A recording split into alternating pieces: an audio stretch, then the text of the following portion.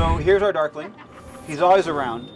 Even when you're not in combat, he's in the environments, he's getting up to mischief, kind of messing around with things. He serves as your guide throughout the levels, and I'll show you that a little bit later on too. So as I said, this is an abandoned carnival. We took our inspiration for this from Coney Island. And so Coney Island's on the sea, so we place this on the sea, and we have the mist that kind of rolls in from the shore, so it gives it that real creepy vibe. We also borrowed some of our rides from Coney Island as well, like the giant Ferris wheel that was really iconic there. So we used the location as a source of inspiration, but we didn't use it to define our layout. We defined our layout based on the narrative and the gameplay we wanted to hit. So this is our Brotherhood rookie. And he would be your basic Brotherhood unit. He's the frontline troop. He's the new recruit. Right off the bat, he's harder to fight than mobsters. You see he sort of looks a bit more tactical. He has the HK up as well, so his weaponry is a bit more high-tech than the mobster's weaponry is. And he also uses it more effectively. He's a bit more accurate with his guns, and he can get into cover faster and move through cover faster. He's also more aggressive. If he sees that you're low on health, or if he sees that you're out in the open for too long, he'll pull out of cover and rush you. So they're really aggressive that way. And that makes them a bit more dynamic and different than the mobsters. Alright, so that's our Daisy Pop.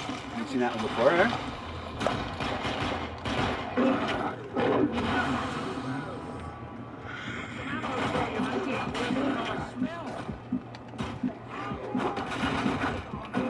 Alright, here's a spinal tap here. So slash open his chest, grab his spine, rip it out, and then pick it up. Just for the heck of it.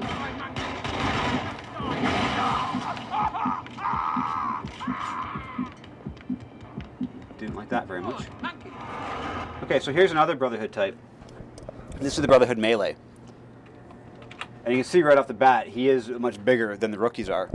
And, you know, he'd have to be. He's running in to hit me and to really do a lot of damage to me. And he's got to be a little bit crazy to do that because I have these huge demon arms I'll slice him in half with, right? If you think about him in the organization of the Brotherhood, he's higher up than the rookies are. The rookies are the new recruits. He's been there a little bit longer, and he's a bit more specialized. You can also see he has the same darkness armor that the rookies have. He has the mask here that can help protect him from headshots, but he also has this armor on his left arm, sorry, his right arm. So if I slash him from left to right, I'll hit that armor, and it's not going to phase him at all. He'll keep charging towards me, intent on killing me. Our design principles when we were creating the Brotherhood was to to encourage the player to fight in interesting ways and use their powers in different ways, and to force a little bit of strategy into it. We don't want you killing mobsters all the way through, who you can grab whenever you want, you can slash whenever you want, and they're basically cannon fodder. The Brotherhood are a bit more of a challenge because of the armor that they wear, forcing different strategies, and also because of the lights that they use. They know the darkness and they know how to deal with it, and so they use that really effectively in combat. And it's all about them using light and then how that interacts between the different character types. So you saw, like a Brotherhood melee, for instance, he's tough, but if I knew he was coming, I could slash him out of the way and I could deal with him. But when he's combined with the Brotherhood support, he becomes a whole new beast altogether because I can't slash him out of the way. He can take a lot of bullets. So it really becomes combining the AI types in different ways to create unique encounters, and we try and do that throughout the game with all of our Brotherhood types to really get you using your darkness powers in cool ways. So I'll pop back into game here. Show you him. He's just relentless in his attacks.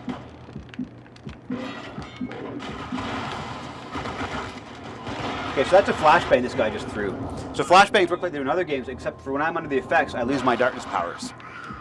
So the Brotherhood know they need to keep the player in the light. So I mentioned the Darkling and how he's kind of around when you're not in combat. We use him as a guide through the levels. So try and get him out in front of you as much as possible, leading the way, and he'll wait for you at key points to help guide you through. What we found was that we started off actually very early in development. When we were in pre-production, we were testing out some different gameplay concepts. We tried controlling Darklings, but we already had our demon arms that we loved, and we loved that up-close personal combat. And we found that if you were ordering around Darklings like you were in the first game, that was really separating you from the combat. You know, I'm ordering this guy way off in the distance, now I'm picking off guys with headshots and pixel hunting, and that didn't fit. So we dialed that back, and we decided to focus on this Darkling with personality, who's basically your sidekick. So not only does he have a gameplay role with pulling guys from cover and distracting them, but he also serves as your guide and sort of just leads you through the level as you go. So we're really happy with the way he turned out. So when you kill enemies, you get essence, and that feeds into our progression system. So you can use that to upgrade your abilities and stuff throughout the game. And yeah, it's what Jackie gets when he kills sort of enemies that aren't pure of heart. I remember in the first game you could eat hearts from all the enemies, but you couldn't eat hearts of civilians, and we've kind of taken that to the next level now with our progression system. And we reward you differently based on how you kill enemies.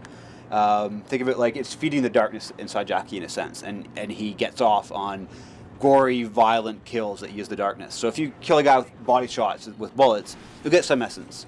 But if you do a headshot, you'll get a bit more. If you use the powers, if you use demon arms or executions, you get even more.